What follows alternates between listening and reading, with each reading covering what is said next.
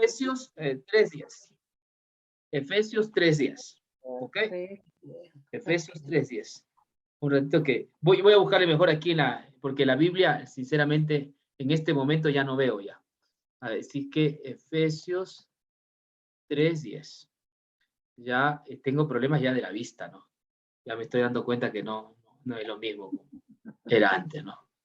Sí, ya cuando uno pasa a los 40, pues todo sucede. Un bebé, deje esperar que llegue a los 70. No, todavía, pero yo no he usado lente, me he salvado, porque hay gente menor que yo usa lente, ¿no? Bien. Sí. Miren, yo quiero concentrarme en este pasaje bíblico, en el 10. Considero que este es un pasaje de esos especiales, ¿no? Es un pasaje que tiene profundidad el pasaje, ¿no? El verso 10 tiene mucha profundidad, ¿no? Es demasiado vasto. Se podría hablar quizás días sobre este pasaje bíblico, ¿no? Creo que Pablo, el que escribe esto, clavó bien, ¿no? El tema allí. Fíjense lo que dice. Para que la multiforme sabiduría de Dios sea ahora dada a conocer por medio de la iglesia a los principados y potestades en los lugares celestiales.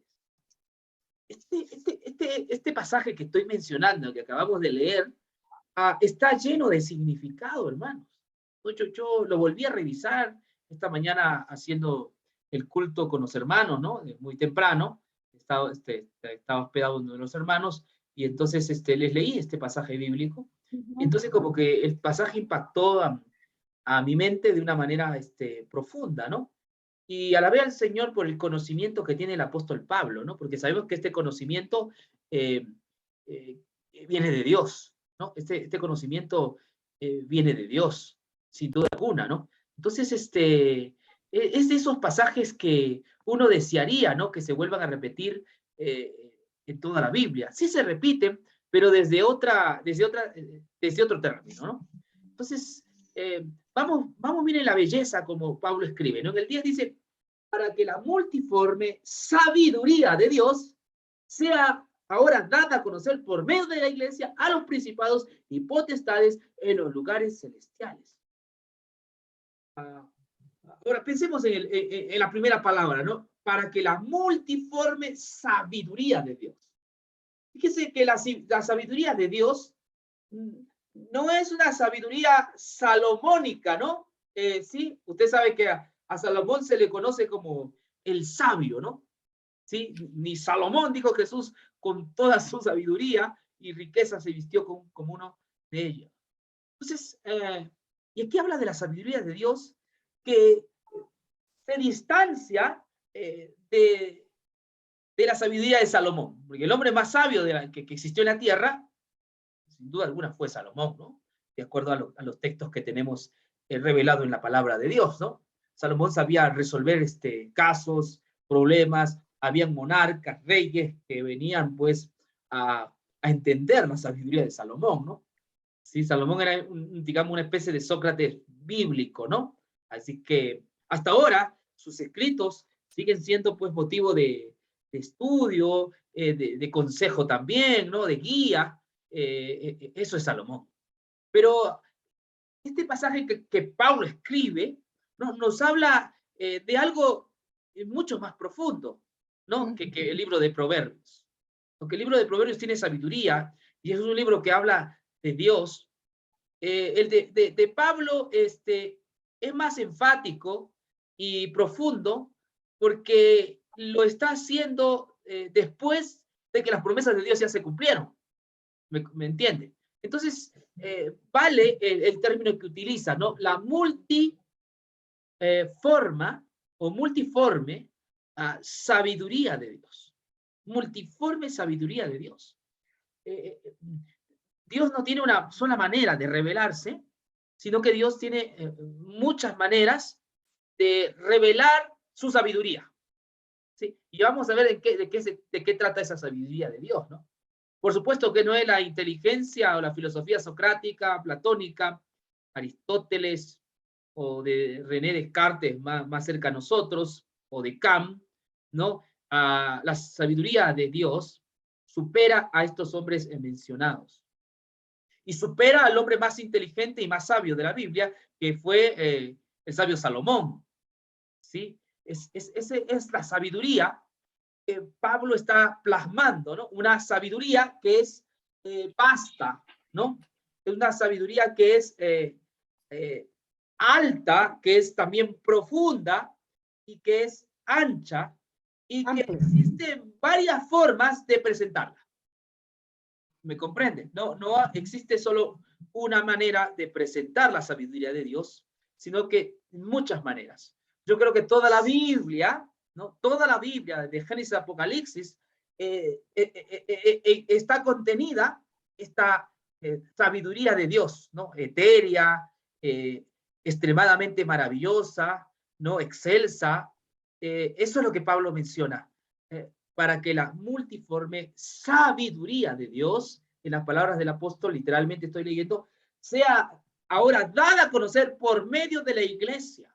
O sea, el ente que Dios ha elegido para dar a conocer esta sabiduría en la iglesia.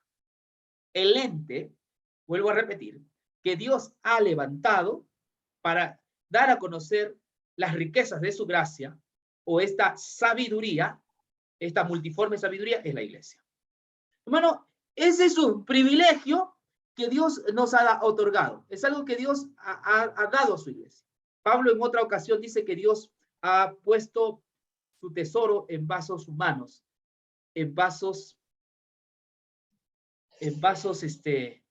humanos. Allí está su tesoro. Dios nos ha encargado, la iglesia nos ha hecho depositarios de su sabiduría, de su verdad. Dice, para que esto sea dada a conocer por medio de la iglesia. Es la iglesia el elemento que Dios ha escogido para que predique las maravillas de su gracia. Ahora, hay ocasiones o pasajes en la historia donde la iglesia, en lugar de destilar la multiforme sabiduría de Dios, lo que hace es presentar, ¿no? Una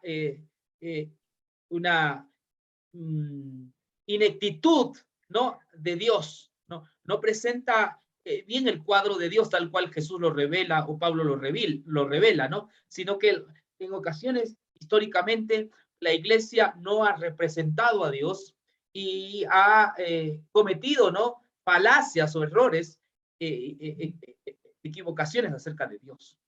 Hay que reconocer esto. Hay que reconocer esto.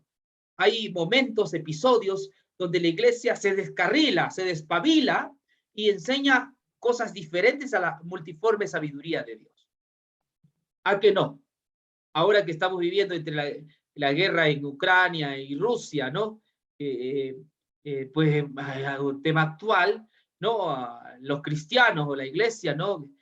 No están representando bien a Dios, ¿no? Ya está otra vez con los acertijos proféticos, otra vez con las fechas, otra vez con eventos de índole catastrofista, ¿no? Otra vez hablando de que estamos en la recta final y que pues Rusia tiene que ver algo con la profecía y que bueno, por allí se acerca la ley dominical y por lo tanto tienes que huir de las ciudades y hay gente que ¿no? Entonces, todas estas la iglesia se olvida de enseñar la multiforme sabiduría de Dios para hablar de una cosa que es incoherente, ¿no? A su llamado. Entonces, ahora nace la otra pregunta, ¿y qué es la multiforme sabiduría de Dios? ¿No? Es algo que vamos a resolver al final, ¿no? Pero vamos otra vez al verso, como le digo, el verso está impregnada de belleza, ¿no? Tiene cosas bastante significativas, ¿no? Que han tocado mi corazón y sé que también han de tocar el suyo, ¿no? Alabo al Señor por haber levantado un siervo como el apóstol Pablo, ¿no? Que tuvo esa belleza de plasmar, ¿no? En palabras lo que es Dios. Acá está el pasaje otra vez delante de vosotros, para que la multiforme sabiduría de Dios sea ahora dada a conocer por medio de la iglesia a los principados y potestades en los lugares celestiales. Y entonces este pasaje como que se desentona, ¿no? ¿Acaso no es la iglesia la que tiene que predicar a los que vivimos en la tierra? ¿Acaso Jesús no nos dijo que debemos llevar el evangelio por todo el mundo y entonces vendrá el fin? Apocalipsis 14:6 nos dice, y entonces otro ángel vino con el evangelio eterno y se predicó el evangelio a toda criatura, a todo pueblo, a toda nación, ¿no? Y aquí hay algo que es disonante, ¿no? Algo que no empalma con lo que es la misión que Dios le ha encargado a la iglesia. Y algo que Pablo menciona, pero para mí tiene mucho significado. No dice que Dios ha elegido a la iglesia para dar a conocer por medio de su iglesia este mensaje de la seguridad de Dios a los principados y potestades en los lugares celestiales, conforme al propósito eterno que hizo en Cristo nuestro Señor. Entonces, ¿cómo es posible? O sea, también la iglesia, ¿no? Con su conocimiento del evangelio, ¿no? Aquí la voy otra vez no tengo la señal. Con su conocimiento del evangelio, ¿no? A la iglesia también da a conocer esa multiforme sabiduría de Dios. ¿Sabes a quiénes? A los principados y potestades en los lugares celestiales. ¿Qué quiere decir esto? Lugares celestiales. Está hablando de seres celestiales. Está hablando de seres que no conocen el pecado, que siempre han estado en inocencia. ¿Sabes quién tiene el privilegio de anunciar estas verdades? Es la iglesia. Los ángeles escuchan atentamente cuando nosotros hablamos del nombre de Dios. A pesar de nuestra condición pecaminosa, a pesar de nuestros complejos, nuestras taras, a pesar también de nuestras noches, ¿no? Porque todos pasamos algún momento por alguna noche, a pesar de nuestros desvaríos, ¿no? Inclinaciones, quizás al mal. Sin embargo, la iglesia tiene este gran privilegio de predicar la belleza de Cristo. La sabiduría de Dios está concentrada en Cristo Jesús. Entonces, la iglesia es la que enseña, y los ángeles impávidos miran, ¿no? El dulce mensaje del perdón de los pecados. Escuchan el dulce mensaje del perdón de los pecados. Ellos quizás no entiendan en la dimensión que nosotros entendemos, porque los ángeles no han pecado. Los ángeles son inocentes. Pero ellos escuchan. Hay un pasaje que dice que ángeles desearían predicar el evangelio, pero Dios ha dado esa tarea a su iglesia. ¿Sí? ¿Por qué? Porque es en la condición nuestra. Solo nosotros podemos valorar el sacrificio de Cristo, ya que nosotros sabemos cuán grande fue nuestra deuda. Solo nosotros podemos apreciar la cruz de Cristo porque nosotros sabemos cuán inmensos son nuestros pecados y cuán grande e inmenso es el amor de Dios. Entonces, un pecador predicando a otro pecador. Eso es lo que los ángeles ven, admiran. Fíjese, ¿no? Y yo creo que en el cielo los ángeles nos van a hacer preguntas, ¿no? ¿Y tú cómo predicabas de Cristo? Y ahí le diremos lo dulce y bello que ha sido para nosotros conocer al amado Jesús, el conocer su sacrificio, su evangelio, su obra salvadora, su sustitución. Le contaremos desde nosotros, desde nuestro lado, ¿no? De la esfera del pecado. Ellos van a ver con cuánta emoción podemos hablar de un Salvador suficiente, ¿no? Porque rescató nuestra vida de la misma muerte. Es lo que Pablo está diciendo, que la iglesia comunica también la multiforme de sabiduría de Dios a los principados y a las potestades. Ellos admiran lo que ocurre, cómo predicamos. Por supuesto que también hay potestades que habla Pablo, ¿no? Que son las potestades demoníacas, ¿no? Ellos también ellos escuchan cuando nosotros hablamos de Jesús, ¿sí? Entonces ellos lo que hacen es obstruir, ¿no? Al mensajero para que él no deje de Jesús, deje de hablar de Jesús. Ellos quieren que nosotros callemos. En cambio, los seres celestiales les gusta que los pecadores hablen de la vieja historia. La historia de la cruz, la historia del amor de Dios. Eso ellos se admiran. Por eso que los ángeles cuidan de nosotros. Dios ha mandado a sus ángeles para que cuiden de nosotros. Pues nosotros somos los herederos de la salvación, pero somos también aquellos que somos la luz en la tierra para anunciar las riquezas, la gloria, la admirable belleza que hay en Cristo Jesús, la excelencia del conocimiento de Jesús. Es lo que Pablo está plasmando en el verso 10. Por eso le digo, está llena de significado. Llena de significado. Y termino con esto. ¿Saben qué? Solo se puede amar. Solo se puede amar cuando tú eres amado. Tú no puedes amar si no eres amado. Solo se puede amar cuando eres amado. ¿Por qué? En este mundo hay gente que se confunde, ¿no? Hay gente que ama y el otro no ama, ¿no? No, así no es. Solo se puede amar cuando se recibe amor. ¿Entiende? No se puede amar cuando no se recibe amor. Nosotros los pecadores, estoy hablando en el plano de pecadores, le amamos porque Él nos amó primero. Es su amor, es su gracia, es la multiforme sabiduría de Dios lo que nos lleva a amar a Dios y estar este tiempo en Zoom, ya mañana en la iglesia, ¿no? Presencialmente, ¿no? Solo podemos amar a Dios porque Él nos amó primero. Y eso también va para el campo de las relaciones. Solo puedes amar a aquel que también te ama, porque el amor es recíproco. Yo le amo a Dios porque Él me amó primero. Sí, y así debe suceder también en las relaciones, ¿no? Entonces, hay gente que presenta una idea distinta de Dios, ¿no? A un Dios tirano. Yo no puedo amar a un Dios tirano, ¿me entiende? Hace poco estaba hablando con una hermana que era adventista, ella hablaba de que no hay que comer chancho, que ya estamos en la ley dominical, que tenemos que ir allá a la selva, no a la jungla, porque ya la guerra se ha desatado con Rusia, que esto es una señal de los últimos tiempos. Yo le dije a la hermana, y con todo mi corazón fui fuerte, yo no puedo amar a ese Dios, que me vigila, que debo comer, que no debo comer, cómo debo vestirme, cómo debo andar. Ese es un tirano. Yo no puedo amar a un Dios que no respeta mi libertad, un Dios que se entromete en mi vida. Ese tipo de Dios no conozco. Yo conozco a ese Dios de la Biblia, le dije, que se entrega totalmente por mí, que se sacrifica por mí, que dio a su Hijo en el Calvario para que yo me salvara. Yo creo en ese Dios. Yo no creo en ese Dios de la ley, ¿no? Que me dice, esto debes comer y esto no debes comer.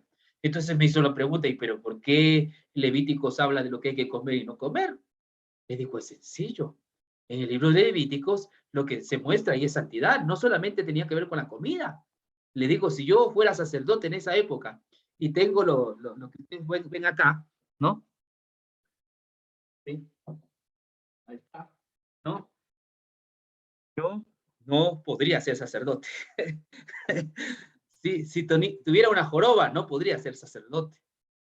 Y hoy puedo ser sacerdote, y puedo ser pastor. ¿Sí? Sí. ¿Por qué Dios era así? Por causa de Cristo. Todo el ritual era un símbolo de la perfección de la justicia de Cristo. Y cada cosa que había, aún el sábado y los rituales, las fiestas que eran estrictas, no los tamaños del santuario, todo tan estricto y detallado, era un símbolo de aquella perfección que se centra y se concentra en el único Salvador, el único que nos va a llevar al cielo, Jesucristo. Ella me dijo, qué maravilloso, no lo había visto de esa manera. Sí, yo creo en el Dios de la Biblia, el Dios que me amó, se entregó, y yo le sirvo y le amo. Y son ya 40 años que sirvo a ese Dios y creo en ese Dios. Y no pienso apartarme, por supuesto, porque nadie me ha dado una oferta mejor, la que me presenta el Evangelio. Entonces, creo en la oferta del Evangelio, creo en la gracia de Dios. En ese Dios creo. En Él le dije a la hermana, finco mi esperanza. Yo no finco mi esperanza en el sábado, porque mi verdadero reposo es Jesús. Él me da su descanso cada día. Y en Él estoy contento y feliz de haberlo conocido. Así que, hermanos, les invito de la misma manera y les presento a este magno Salvador. Descansen en el Señor Jesucristo. descansen en su justicia perfecta y perdonen a sus ofensores por causa de la justicia de Cristo, por causa del amor de Dios. Así que qué hermoso es encontrar textos como esto, ¿no? Que nos hacen pensar, ¿no? En la multiforme sabiduría de Dios que nos ha dado a nosotros para dar a conocer a los hombres. Nunca, nunca cambiemos el mensaje. Nunca deformemos el mensaje. No, ya este mensaje es obsoleto, rancio, ya lo he predicado varias veces. No, yo puedo predicar Juan 3:16 toda una semana, 15 días, y que no nos cansaremos porque es profundo. El Evangelio es un mensaje profundo. Es una ciencia que jamás se va a agotar. Es la ciencia de las ciencias. Que Dios nos bendiga. Amén.